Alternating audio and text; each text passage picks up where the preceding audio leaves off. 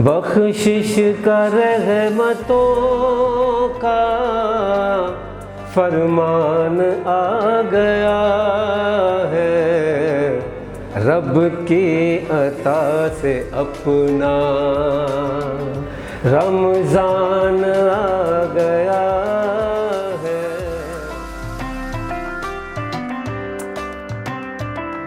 नहमदुहु व नसल्ली अला रसूलिहिल करीम, अम्मा बाद, फ़ाऊज़ु बिल्लाहि मिनश शैतानिर रजीम, बिस्मिल्लाहिर रहमानिर रहीम। अस्सलातु वस्सलामु अलैका या सय्यदी या रसूलल्लाह, अस्सलातु वस्सलामु अलैका या सय्यदी या हबीबल्लाह। तमाम देखने वालों को सरवर मदनी की जानिब से अस्सलामु अलैकुम वरहमतुल्लाहि वबरकातुहू। 99 न्यूज़ चैनल पर रमज़ानुल मुबारक का ख़ुसूसी प्रोग्राम अपना रमज़ान में आप सबका खैर मक़दम है। नाज़रीन किराम, रमज़ानुल मुबारक अपनी तमाम रानाइयों के साथ चल रहा है।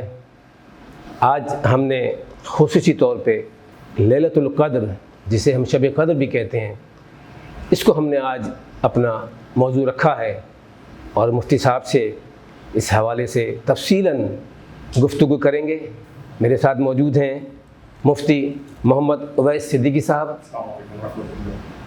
और एक सना खां, मुझे बहुत पसंद हैं, बहुत अच्छा पढ़ते हैं। आज हमारे साथ मौजूद हैं सैयद मोइन फरीदी साहब। तो मैं आज के प्रोग्राम का बाकायदा आगाज़ हम्द बारी ताला से करना चाहता हूँ और सैयद मोइन फरीदी से मुल्तमिस हूँ कि हम्द बारी ताला पेश फरमाएं। ला इलाहा इल्लल्लाह, ला इलाहा इल्लल्लाह, ला इलाहा इल्लल्लाह, ला इलाहा इल्लल्लाह। पढ़ो पढ़ो ये अज़ान, ला इलाहा इल्लल्लाह, ला इलाहा इल्लल्लाह। कौन मकाम है अल्लाह,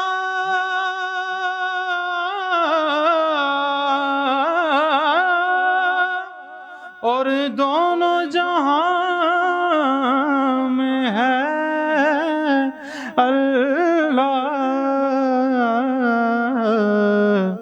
जिस्म में जान में है अल्लाह, ला इलाहा इल्लल्लाह, ला इलाहा इल्लल्लाह, ला इलाहा इल्लल्लाह। ऐ मेरे अल्लाह, तू करीम ही जो ठहरा, तो करम का क्या ठिकाना। तू नवाज़ने पे आए तो नवाज दे ज़माना, ला इलाहा इल्लल्लाह, ला इलाहा इल्लल्लाह।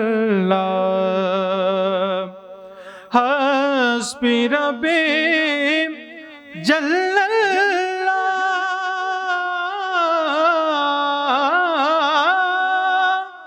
और माफ़ी कल्बी गैरुल्लाह।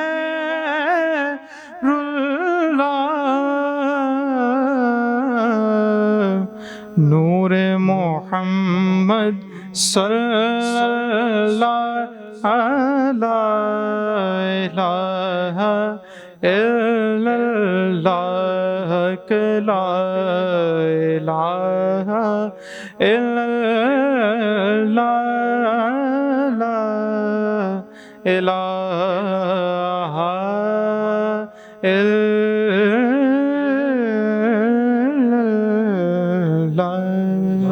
ماشاءاللہ سبحان اللہ معین، بہت خوبصورت انداز میں حمد باری تعالیٰ آپ نے پیش کی۔ اللہ تعالیٰ آپ کے لہن میں اور چاشنی پیدا فرمائے اور ہم آپ سے اسی طرح سنتے رہیں۔ محترم ناظرین، اب ہم آتے ہیں اپنے آج کے اس موضوع لیلۃ القدر کی طرف، اور مفتی محمد عبید صدیقی صاحب سے لیلۃ القدر کے حوالے سے بات چیت کرتے ہیں۔ مفتی صاحب، اس قدر فضیلت آج کی اس رات کے حوالے سے ہم نے سنی ہے، لیکن ہم نے یہ بھی سنا ہے کہ اس رات کو پوشیدہ رکھا گیا۔ اس کی حکمت، اس کے بارے میں آپ ہمیں بتائیں کہ ایسی اس میں کیا حکمت ہے اللہ تعالیٰ کی طرف سے کہ جو انسانوں کے لیے ایک خزینہ ہے۔ بسم اللہ الرحمن الرحیم، الحمد للہ رب العالمین، والصلاة والسلام علی اشرف الانبیاء والمرسلین، اما بعد، فاعوذ باللہ من الشیطان الرجیم، بسم اللہ الرحمن الرحیم۔ قال اللہ تبارک و تعالی فی القرآن المجید، انا انزلناہ فی لیلۃ القدر وما ادراک ما لیلۃ القدر لیلۃ القدر خیر من الف شہر تنزل الملائکۃ والروح فیہا بإذن ربہم من کل امر سلام ہی حتی مطلع الفجر۔ صدق اللہ العظیم و صدق رسولہ النبی الکریم الامین۔ سب سے پہلے ابتداءً میں 99 نیوز کا اور بزم نور پروگرام کا بہت ممنون مشکور ہوں کہ آپ نے ایک دفعہ پھر مجھے اپنی اس ٹرانسمیشن اپنا رمضان میں موجود کیا اور مجھے یہ موقع فراہم کیا کہ میں اپنا معافی ضمیر آپ کے ذریعے تمام عوام الناس تک پہنچا سکوں۔ جہاں تک تعلق ہے لیلۃ القدر کے حوالے سے، تو دیکھیے بات دراصل یہ ہے کہ اللہ رب العزت کے خزینوں میں سے، رحمت کے جو خزینے ہیں نا، اس میں سے ایک بہترین اور انمول نگینہ ہے جو کہ اللہ رب العزت نے امت محمدی صلی اللہ تعالیٰ علیہ وسلم کو عطا فرمایا۔ اور اللہ رب العزت نے لیلۃ القدر کے حوالے سے جو مفصل بیان ہمیں قرآن مجید فرقان حمید میں بیان کیا، وہ سورہ قدر میں کیا ہے۔ اور ساتھ ساتھ لیلۃ القدر کی یہ خاصیت بھی ہے کہ اس رات کے علاوہ اللہ رب العزت نے کسی اور رات کا اتنا مفصل بیان نہیں فرمایا۔ سبحان اللہ، قرآن پاک میں قرآن پاک میں تو اللہ رب العزت نے اس رات کا جو ہے وہ مفصل بیان لیلۃ القدر کا سورہ قدر میں بیان فرمایا۔ لیکن اس سورہ کی تشریح اور اس کی تفصیل کرنے سے پہلے ہمیں یہ جان لینا ضروری ہے کہ آیا یہ سورہ اتری کیوں تھی اور اس رات کی اس قدر و منزلت کو بیان کرنے کی ضرورت کیوں محسوس ہوئی۔ حضرت انس بن مالک رضی اللہ تعالیٰ کے حوالے سے ایک روایت ہے کہ ایک بار نبی پاک صاحب العلاق صلی اللہ تعالیٰ علیہ وسلم اپنے صحابہ کے درمیان جلوہ افروز تھے، اور سرکار دو عالم صلی اللہ تعالیٰ علیہ وسلم جو تھے وہ صحابہ کرام کو بنی اسرائیل کے 4 ایسے اشخاص کے حوالے سے ان کی تاریخ بتا رہے تھے کہ جنہوں نے اپنی 80 سالہ زندگی ایسے گزاری کہ پلک جھپکنے کی رفتار کے مطابق، یعنی جو پلک جھپکنے کا وقت ہوتا ہے نا، اتنے وقت بھی انہوں نے اس 80 سالہ زندگی میں اللہ کی نافرمانی کی، سبحان اللہ، جس میں آپ نے حضرت ایوب علیہ السلام کا بھی تذکرہ کیا، حضرت ادریس علیہ السلام کا بھی تذکرہ کیا، حضرت یوشع علیہ السلام کا بھی تذکرہ کیا، اور اس کے ساتھ ان 4 افراد کا تذکرہ کیا۔ تو صحابہ کرام بڑے متعجب ہو گئے، تعجب کا شکار ہوئے کہ ایسا بھی ہو سکتا ہے؟ بھلا 80 سالہ زندگی کوئی شخص گزارے اور اس میں پلک جھپکانے کے وقت کے مطابق بھی خدا کی نافرمانی نہ ہو۔ ابھی صحابہ کرام اسی تعجب اور حیرت کی حالت میں تھے کہ حضرت سیدنا جبریل امین علیہ السلام تشریف لائے اور حضور کی بارگاہ میں حاضر ہو کے عرض کرنے لگے کہ حضور یہ بتائیے کہ آپ کے صحابہ کس بات پہ اتنا حیرت زدہ ہیں؟ سرکار نے فرمایا جبریل کہ اس بات حیرت زدہ ہے کہ میں نے یہ بات بتائی، اور یہ اس بات حیرت زدہ ہے کہ بھلا کیسے ممکن ہے کہ کوئی شخص جو ہے وہ 80 سالہ زندگی اتنی عبادت گزاری میں گزارا۔ تو حضرت جبریل علیہ السلام نے عرض کی کہ یا رسول اللہ صلی اللہ تعالیٰ علیہ وسلم، آپ کے رب نے آپ کو اور آپ کے صحابہ کو اور آپ کی امت کو اس سے زیادہ بہتر چیز عطا فرمائی۔ اچھا، ماشاءاللہ۔ سرکار نے فرمایا اچھا جبریل وہ کیا ہے؟ تو انہوں نے یہ سورہ مبارکہ پڑھی، اور لیلۃ القدر خیر من الف شہر کی جب آیت پہ آپ پہنچے کہ یہ لیلۃ القدر کی رات جو ہے وہ 1000 مہینوں سے افضل ہے، تو نبی کریم صلی اللہ تعالیٰ علیہ وسلم بھی خوش ہو گئے اور صحابہ کرام کو. سبحان اللہ سبحان اللہ سبحان اللہ. جبکہ ایک روایت یہ بھی ہے کہ نبی کریم صلی اللہ تعالیٰ علیہ وسلم نے ایک ایسے شخص کا تذکرہ کیا بنی اسرائیل کے کہ جس نے 1000 ماہ اپنے جسم پہ ہتھیار لگائے رکھے اور جہاد میں رہا اللہ کی راہ. 1000 مہینے اس نے اللہ کی راہ میں جہاد میں گزارے. اس میں بھی صحابہ کو حیرت ہوئی.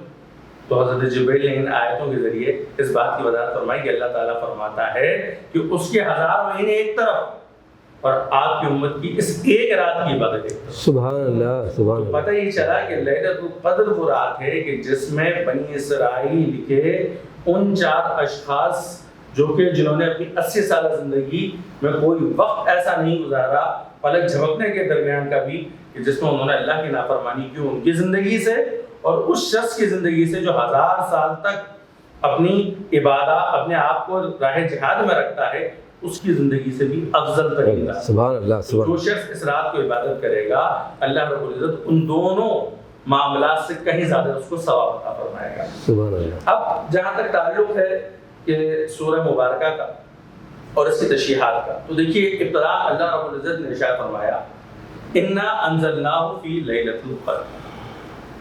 انا یعنی بے شک، انزلنا یعنی ہم نے اتارا، ہو ضمیر جو ہے جو ہو کی ضمیر ہے وہ مفعول ہے اور یہ راجع ہے قرآن مجید فرقان حمید کی طرف. اچھا اب یہاں 2 قول، ایک قول تو یہ ہے کہ قرآن مجید کا لیلۃ القدر میں اترنا ہے کیا ہے. ایک قول تو یہ ہے کہ لوح محفوظ سے قرآن آسمان پہ اترا اور فرشتے اسے آسمان پر لے کر آئے اور بیت العزا میں اسے رکھا گیا اور اس کے بعد حضرت جبرائیل علیہ السلام جو تھے وہ اسے نبی کریم صلی اللہ تعالیٰ علیہ وسلم پہ لاتے رہے.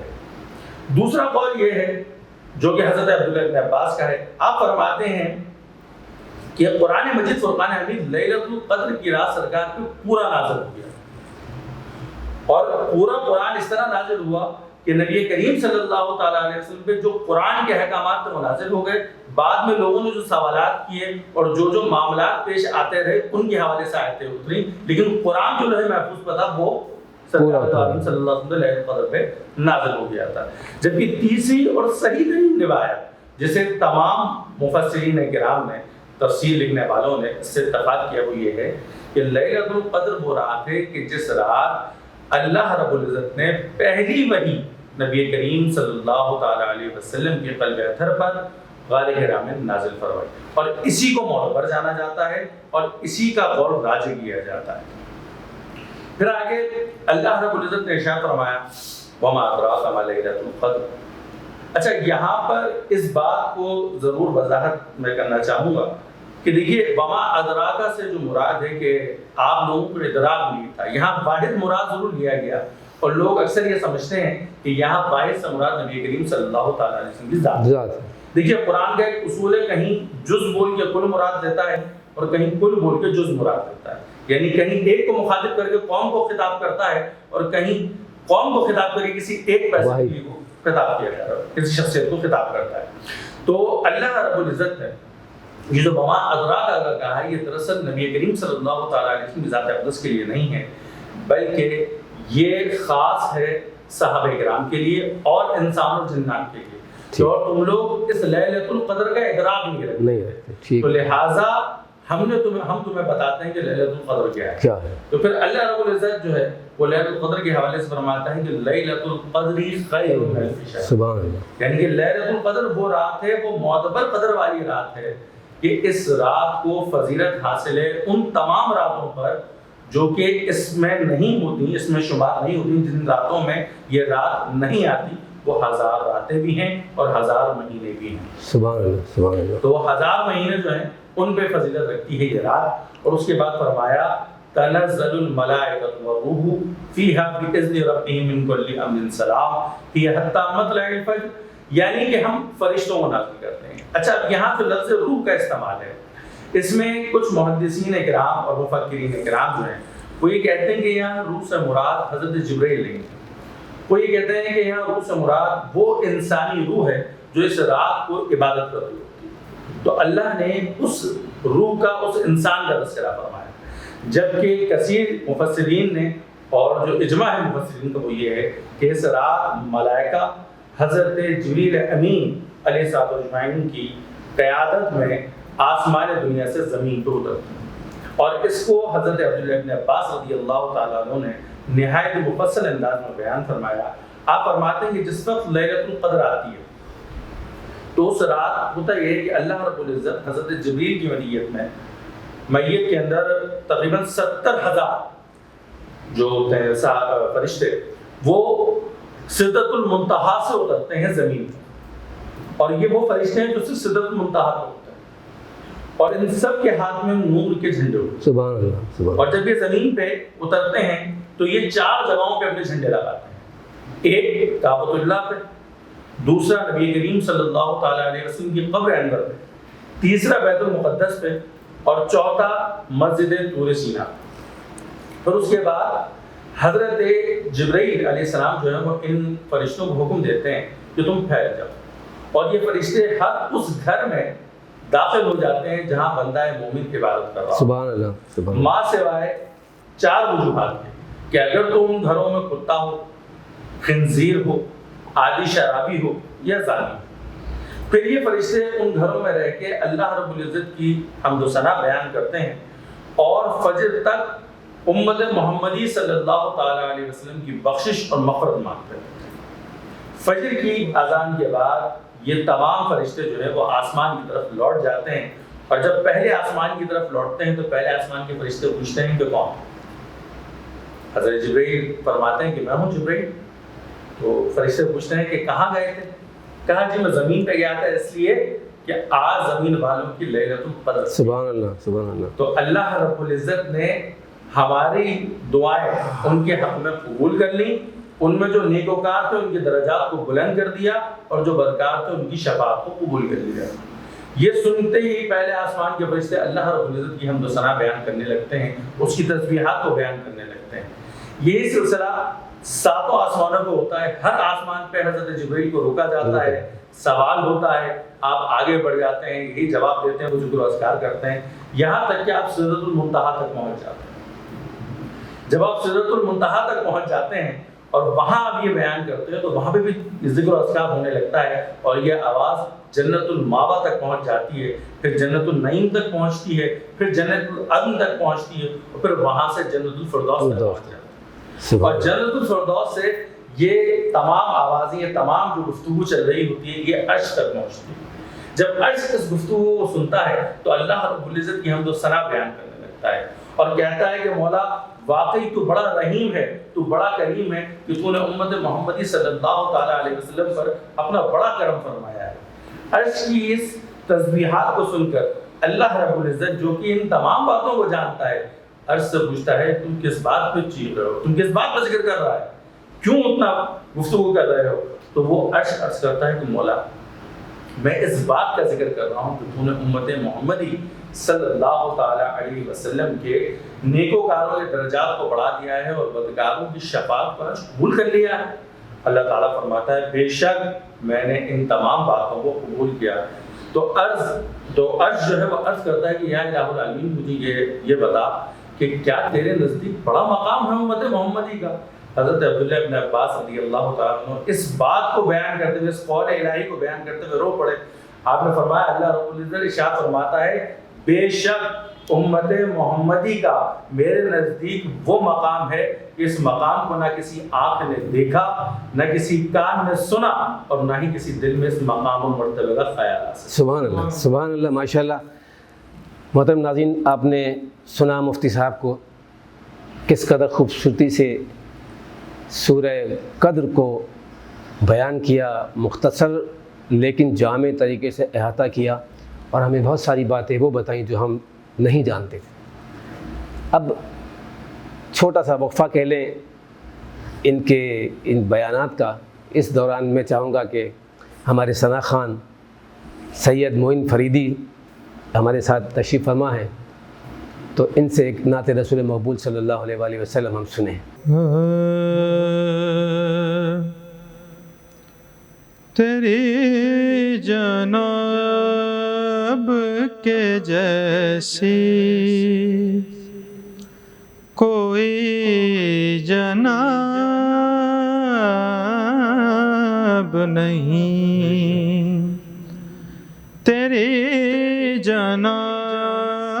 کے جیسی کوئی جناب نہیں، تو لاجواب ہے تیرا کوئی جواب نہیں، تو لاجواب ہے تیرا کوئی جواب نہیں۔ بنا کے حسن سراپا یہ کہہ دیا رب نے، بنا کے حسن سراپا یہ کہہ دیا رب نے، تیرے شباب کے آگے کوئی شباب نہیں، تیرے شباب کے آگے کوئی شباب نہیں۔ تیری نظر نے مجھے کیا سے کیا بنا ڈالا، تیری نظر نے مجھے کیا سے کیا بنا ڈالا، تیری عنایتیں اتنی ہیں کہ حساب نہیں، تیری عنایتیں اتنی ہیں کہ حساب نہیں۔ خدا نے طور پہ موسیٰ سے لن ترانی کہا، خدا نے طور پہ موسیٰ سے لن ترانی کہا، کہا حبیب سے تم سے کوئی حجاب نہیں، کہا حبیب سے تم سے کوئی حجاب نہیں، تیرے جناب کے جیسی کوئی جناب نہیں۔ بہت خوبصورت انداز میں آپ نے نعت رسول مقبول پیش فرمائی۔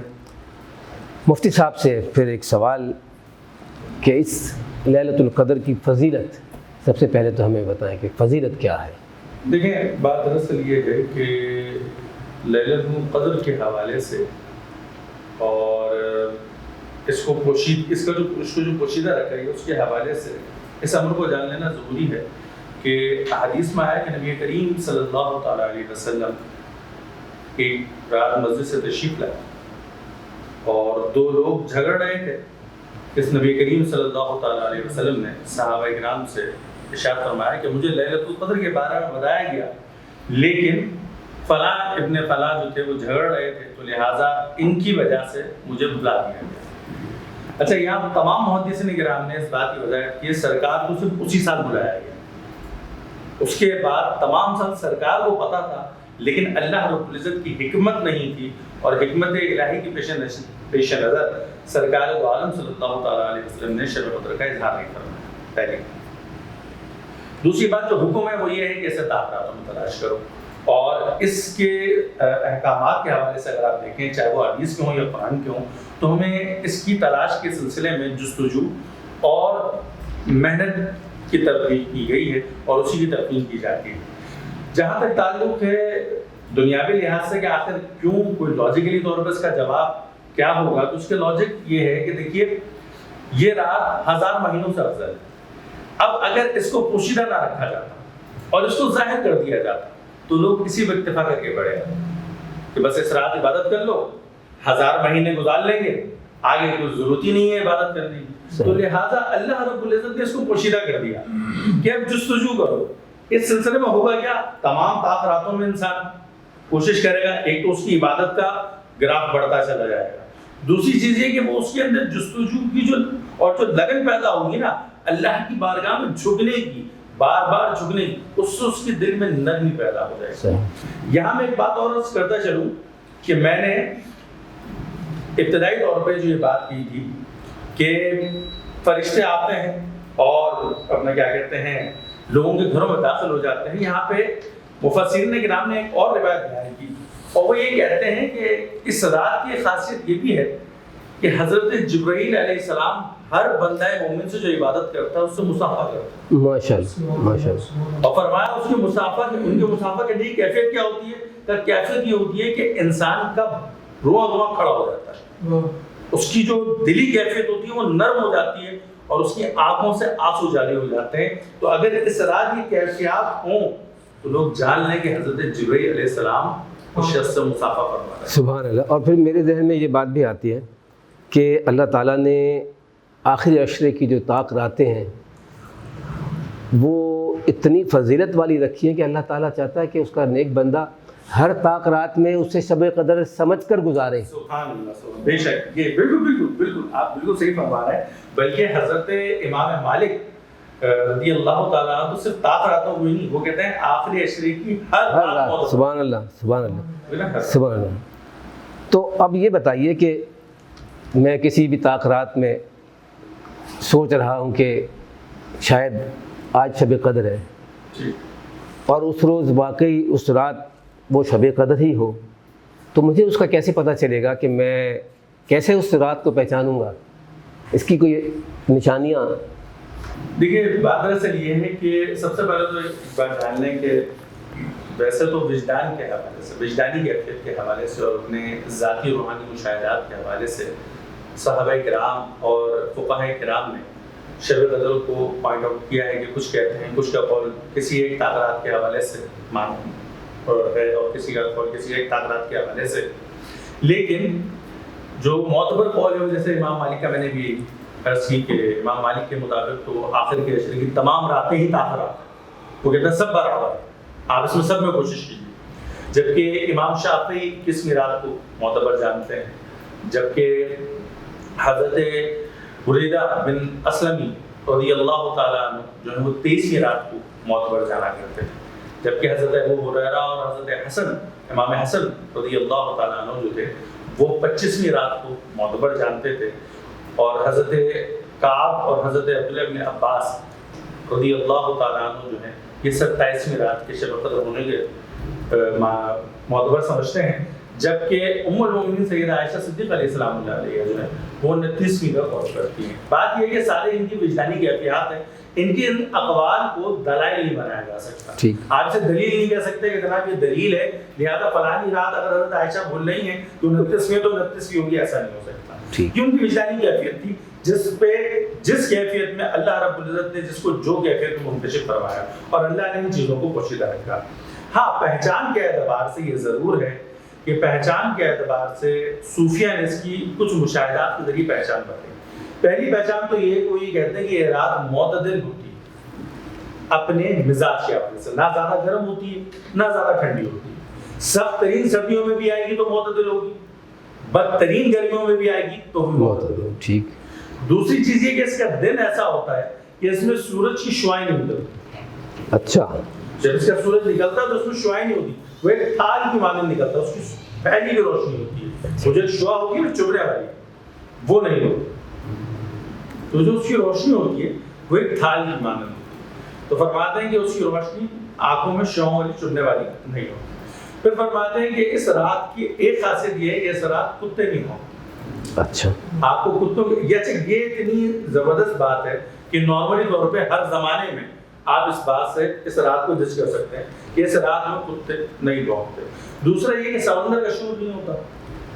سمندر انتہائی ٹھہرا ہوا رہتا ہے, اس کی لہروں کی آواز کا بھی شور نہیں ہوتا, اور سمندر کے پانی جو ہوتا ہے وہ اس رات میٹھا ہو جاتا ہے, شیریں ہو جاتا ہے. سبحان اللہ, سبحان اللہ. یہ کچھ مشاہدات تھے صوفیہ کے اور فقہا کے جنہوں نے ان سے شیئر کیے, اور وہ ہمیشہ یہ کہتے تھے کہ یہ چیزیں ہیں جس کی بنیاد پہ ہر اللہ کے ولی نے اپنے حساب سے مشاہدہ کیا. اللہ نے اسے اس کے معیار کے مطابق, اس کی ولایت کے مطابق اسے مشاہدہ کرایا اور اس کو پہچان کرائی, لیلۃ القدر کی اور کوئی نہ کوئی نشانی اس کو بتائی, اور جو صوفیہ کے ذریعے ان تک پہنچی. جمہور کا ویسے جو میں سنتا ہوں اتفاق ہے وہ 27ویں شب پر زیادہ ہے, اور ہمارے یہاں عام جو تاثر ہے یا ہمارے یہاں عبادات کا جو سلسلہ ہے وہ 27ویں شب کو زیادہ ہے.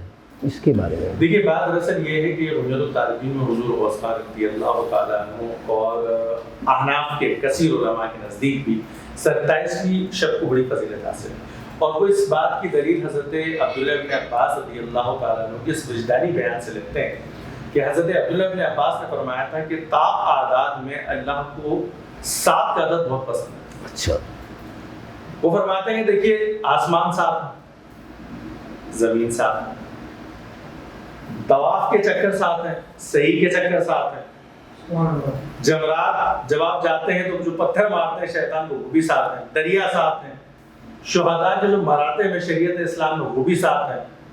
ٹھیک ہے, اسی طریقے سے انسانی چہرے پہ جو سوراخ اللہ نے رکھے ہیں وہ بھی 7 ہیں. تو یہ کہتے ہیں کہ چونکہ طاق اعداد کے اندر اللہ کو 7 کا حصہ بہت پسند ہے, لہذا آخری عشرے کی جو 7ویں رات یعنی جو 27ویں رات ہے وہ معتبر ہے, اور اسی رات سبحان اللہ, سبحان اللہ. اس وجہ سے اکثر محدثین کرام جو ہیں وہ اس طرف گئے ہیں اور 27ویں کو یہ مانتے ہیں. لیکن میں ایک دفعہ پھر یہ کہوں گا کہ ہم اس کو دلیل نہیں نہ بنا. سبحان اللہ, ماشاء اللہ, بہت خوب محترم مفتی صاحب نے ہمیں تفصیلاً سمجھایا. اور اب پھر میں چلوں گا معین کی طرف کہ نعت رسول مقبول صلی اللہ علیہ وآلہ وسلم پیش فرمائیں.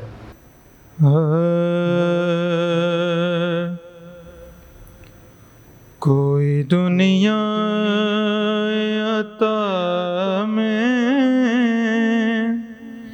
نہیں ہمتا تیرا, وہ جو حاتم کو میسر ہے نظارہ تیرا, اور کہہ اٹھے دیکھ کے بخشش میں یہ رتبہ تیرا,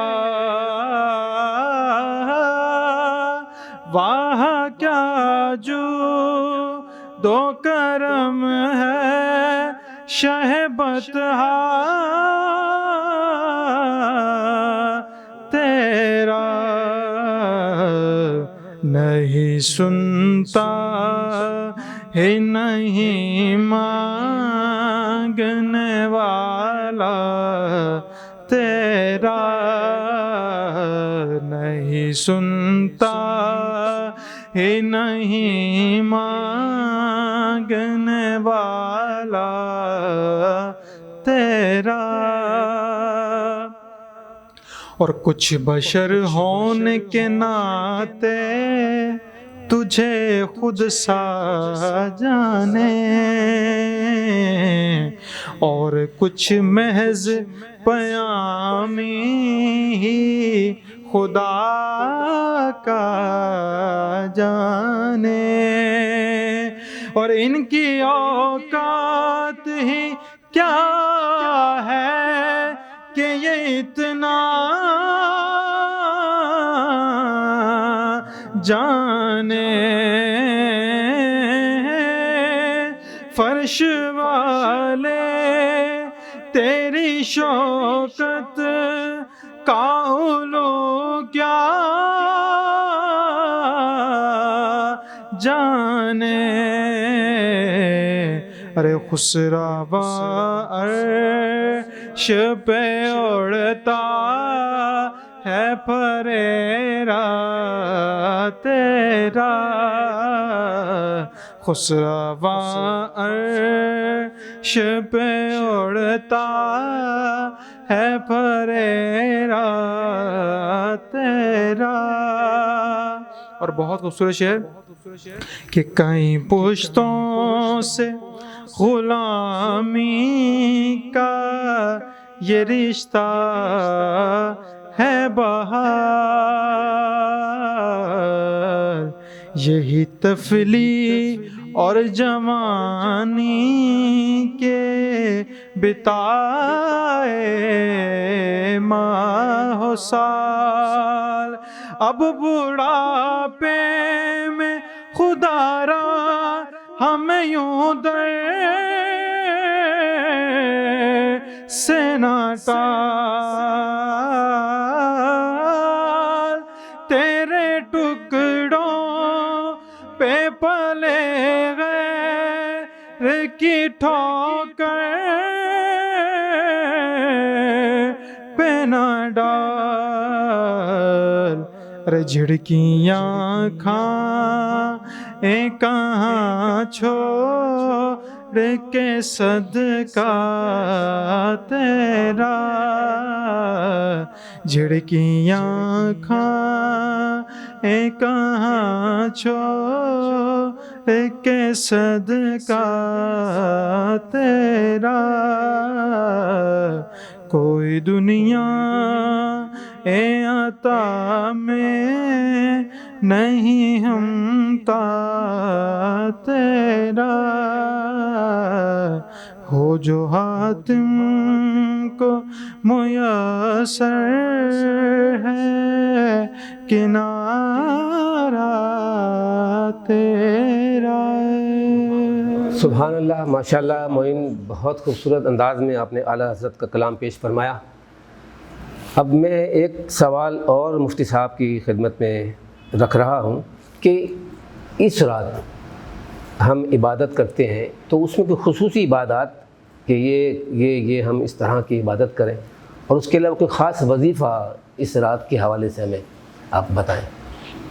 دیکھیے، آپ کے سوال کے جواب دینے سے پہلے میں ان مبارک ساعتوں میں دعا ضرور کرتا ہوں کہ اللہ رب العزت حضور سیدی اعلیٰ حضرت کی قبر انور پہ اپنی رحمت و رضوان کی بارشیں فرمائے، آمین، اور ان کے درجات کو بلند فرمائے کہ جنہوں نے ہمارے عقیدے کو، ہمارے ایمان کو، عشق رسول کو محفوظ کیا۔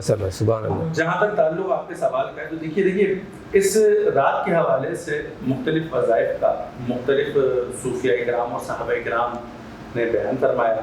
خود نبی کریم صلی اللہ تعالیٰ علیہ وسلم کے ذات اقدس سے جو عبادت ہمیں ملتی ہے وہ یہ ہے کہ صحابہ کرام فرماتے ہیں سرکار صلاۃ و تسبیح کی نماز کو اس شب کے حوالے سے خصوصیت کے ساتھ پڑھتے ہیں اور نوافل کی کثرت کرتے تھے، تلاوت قرآن مجید، فرقان حمید کی کثرت کیا کرتے تھے۔ اس کے علاوہ صوفیاء کرام اور صحابہ کرام اس بات کا متفق ہیں کہ اس رات سب سے افضل ترین عبادت یہ ہے کہ انسان کثرت سے درود پاک پڑھے، بے شک، کیونکہ درود پاک سے اچھی عبادت ایک جامع اور مکمل عبادت ہوئی نہیں سکتی۔ بے شک، بے شک۔ اس کی وجہ یہ ہے کہ درود پاک وہ واحد عبادت ہے جو فوری قبول ہو جاتی ہے اور ہر حالت میں قبول ہو جاتی ہے۔ بے شک، بے شک۔ پہلی دوسری چیز یہ ہے کہ سلسلہ قادریہ کے جو بزرگ ہیں ان میں حضرت حسن بصری علیہ رحمۃ الرضوان نے ایک وظیفہ اس رات کے حوالے سے خصوصیت کے ساتھ جو کہ نوافل کے طرز پر ہے وہ بیان کیا ہے، اور آپ فرماتے ہیں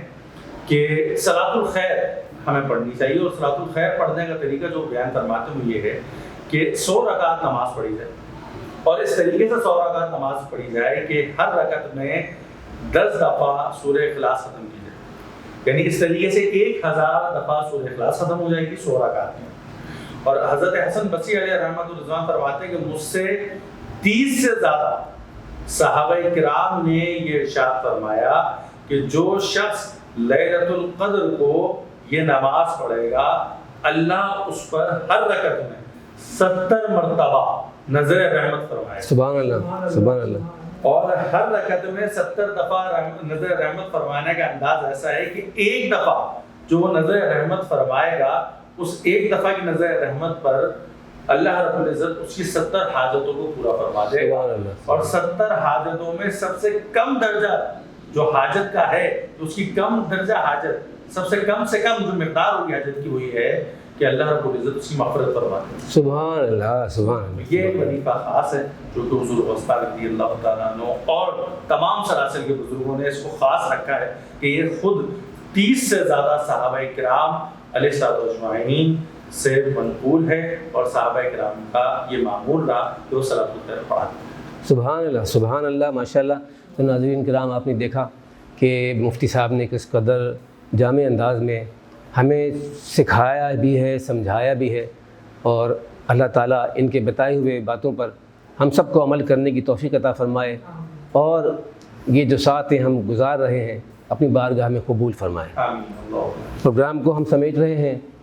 آخر میں بارگاہ رسالت صلی اللہ علیہ وآلہ وسلم میں اپنی عقیدت پیش کروں گا، اور اس کے بعد اس پروگرام کو ہم اختتام پر پہنچائیں گے.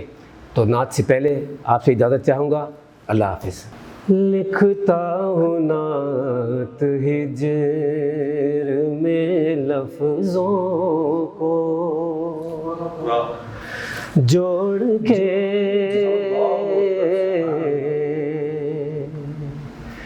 لکھتا ہوں نعت ہجر میں لفظوں کو جوڑ کے،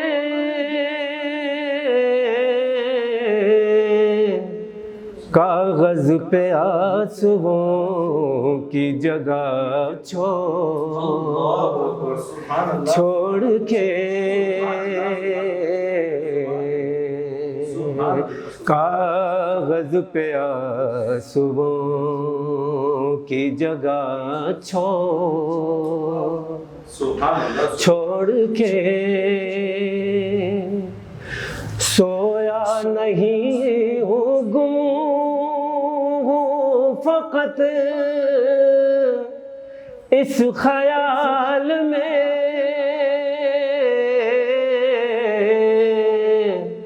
آئے صبائے طیبہ اٹھائے جھنجھوڑ کے،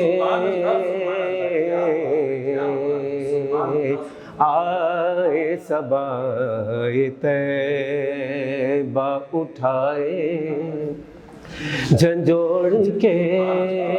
اور دیکھیے موضوعات میرے آقا کی پیش کر رہا ہوں کہ درکار جب صحابہ کو خوشبو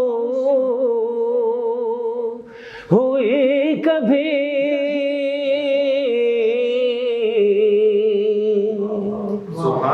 درکار جب صحابہ کو خوشبو ہوئی کبھی، سرکار نے دیا تھا پسینہ نچوڑ کے، سرکار نے دیا تھا پسینہ نچوڑ کے، آنسو علی کے ٹپ کے جو رخسار پاک پہ، آقا نے اثر کر دیا سورج کو موڑ کے،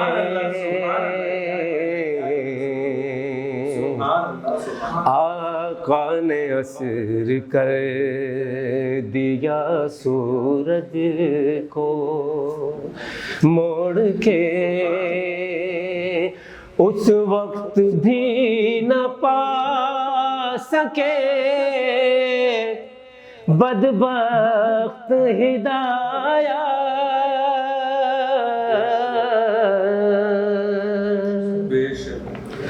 اس وقت بھی نہ پا سکے بدبخت ہدایت، جب آپ نے دکھا دیا مہتاب توڑ کے، جب آپ نے دکھا دیا مہتاب توڑ کے، ان کو اگر منا لو خدا مان جائے گا،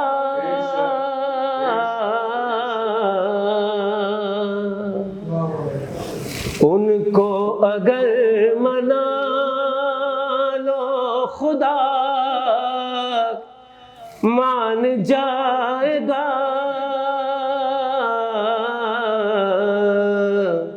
ان کو منا لو عجز سے اور ہاتھ جوڑ کے،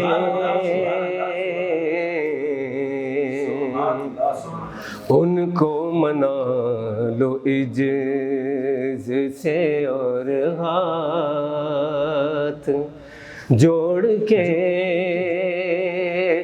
اس کو بھی یاد رکھنا دیارے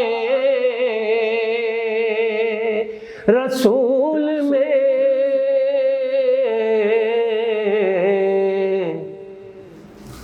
جا تو رہے ہو سرور بسمل کو چھوڑ کے، جا تو رہے ہو سرور بسمل کو چھوڑ کے۔